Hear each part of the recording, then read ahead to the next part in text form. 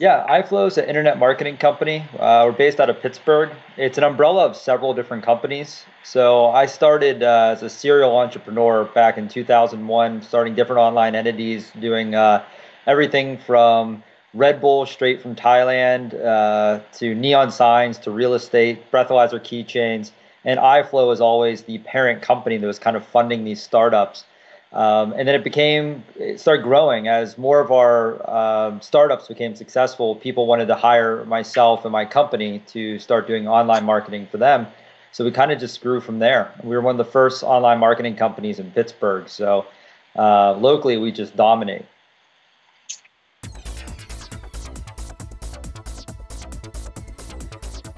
It really changes. I mean, we deal with several Fortune 500s, and we still deal with small mom and pop shops that may have small law firms, contracting firms.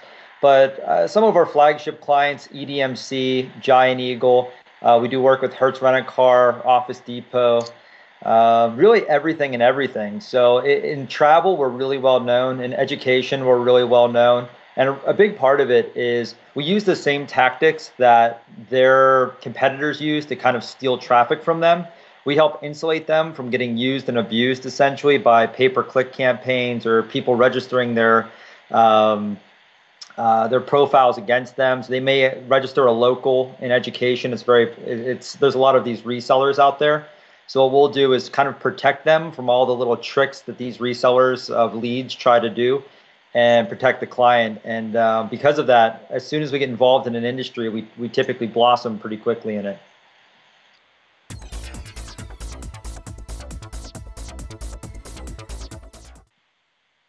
One of the biggest things is not utilizing your title tags for your actual site yourself. If you do a search for almost anything, you'll notice that the title tag on the first page of results, 7 to 9 of those on the front page are going to use the keyword you're searching for in the title tag.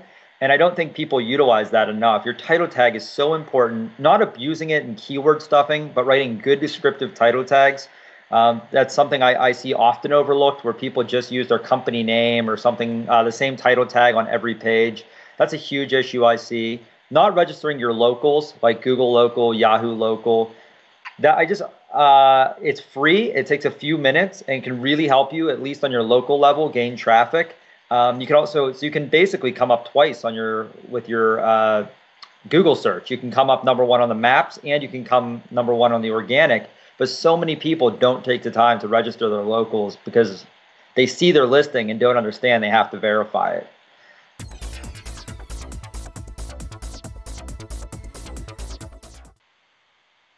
Well, the search engines just announced that that is a factor in their rankings now. How often you mentioned the social networking groups and things like that.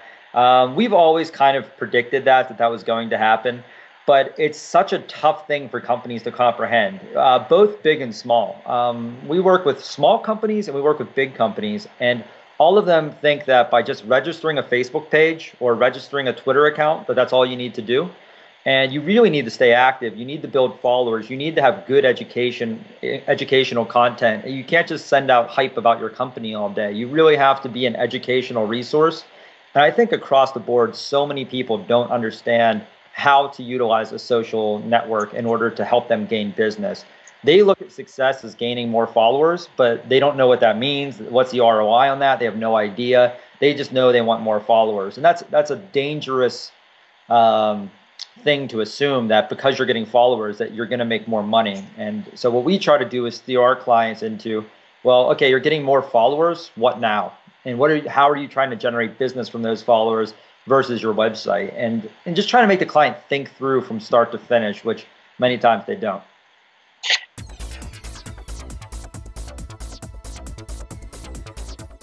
So many companies, they have no PR strategies, they have no advertising, they have no plans to really brand themselves. And what we try to do is get our personality across in our branding. One thing we did was we got the city of Pittsburgh to rank on the first page of Google if you type in the best city in the world. And of course, locally, we got we got on the front page of our local paper and all of this publicity, but it really showed the local people that, yeah, we're working to help our city. We're putting in time and effort to do things that not just gets our name out there, but it helps the whole community as a whole.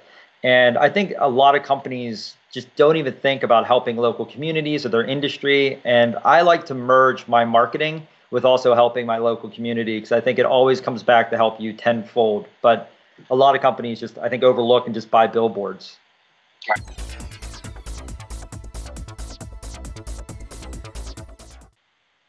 That was my first legitimate business. I found a company down in Florida that was just starting off. I was importing things from out of the country around that time. Just had this little website, importing cool things I thought from Japan and Korea, and trying to bring new products over, making a little bit of a markup. And then I found this awesome product that was actually saving lives.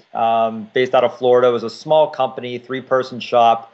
So basically, took equity within the company. They couldn't afford to hire me. Took equity and then worked on equity. So got a percent, became a master distributor, distributing the products online through all different types of channels.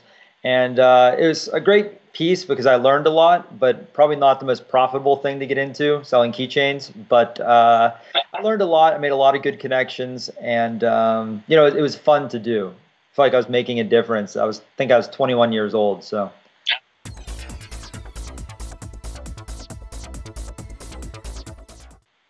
Yeah, I was actually not just nominated, I was a finalist last year, which is pretty cool. I was one of the youngest, I think, that was there. It was really cool. I mean, I honestly thought I didn't think I had a chance at all. And the person I lost to, I think his company was something like 30 times the size of mine. But what they gauged you on was just basically your entrepreneurial spirit, which I thought was really cool. It wasn't all about income.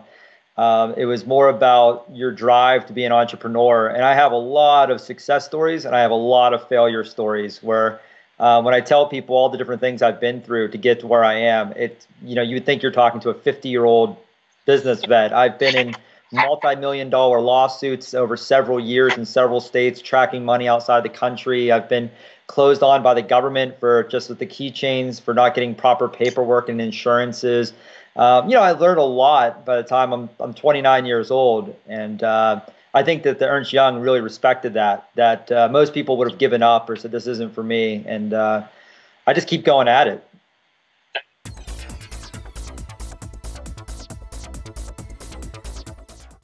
Yeah, I in high school I just was not a good student. I always had my own little hustles going on, whether it was on weekends traveling to different festivals and shows and selling food at festivals. During school, I had a whole business selling discounted Hostess pies, where I bought them about a week before they expired, filled my parents' garage with crates of pies, and were selling them for 8 times markup because they were about to expire. So. College for me, I lasted about 2 weeks at a four-year college, and then I went to an associate trade school just to brush up on my web design. Went there took 2 years. I graduated in 14 months by taking double classes, and then yeah, just went straight into starting my own company, my own consulting. Took a few little gigs, part-time gigs with marketing on the side, but by the time I was 19 years old, I had a full-fledged internet marketing company, one person deep. But yeah, it was exciting.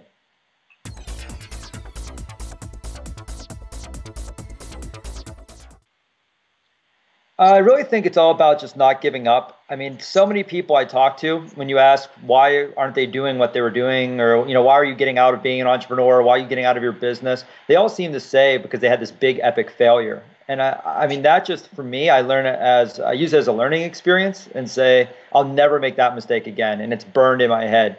So for me, I think stubbornness has something to do with it too. If someone says I can't do something, I just want to do it, which I think is a trait you definitely need. Optimism is the other thing that I've noticed is different with me versus my employees, is that I'm always 100% optimist, 100% optimist. I think everything's going to work. I'm just 100% convinced that anything I do is going to succeed. And if it doesn't, I sometimes hit that point where maybe I should have cut off a little bit earlier. But I think as an entrepreneur, you need to have that excitement because others will feed off of your excitement. You can't go in thinking anything's not going to work or it will never work. And I think those are some of the traits that I have that have helped me get to where I am.